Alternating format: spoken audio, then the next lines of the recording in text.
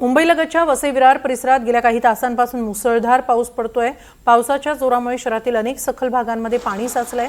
संतोष भवन आणि कारिगल नगर परिसरात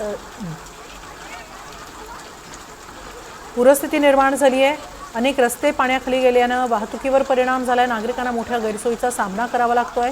पावसाचा जोर कायम राहिल्यास परिस्थिती आणखी गंभीर होण्याची शक्यता व्यक्त केली जाते।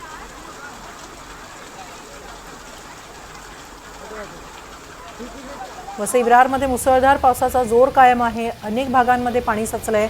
विरार पश्चिमेतील विवा कॉलेज परिसरात मोठ्या प्रमाणात पाणी साचल्याने विद्यार्थ्यांना जीव धोक्यात घालून पाण्यातूनच ये-जा करावी लागते। तसंच साचलेल्या पाण्यात खड्ड्यांचा अंदाज येत नसल्याने अपघाताचा धोका वाढलाय। विद्यार्थ्यांच्या सुरक्षेचा प्रश्न ऐरणीवर आलाय।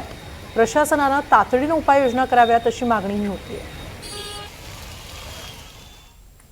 नालासोपाऱ्यातही सकाळपासून मुसळधार पाऊस सुरू आहे। नालासोपारा पूर्व भागातील अनेक सखल भागांमध्ये पाणी साचल्याने नागरिकांना मोठ्या अडचणींचा सामना करावा लागतोय।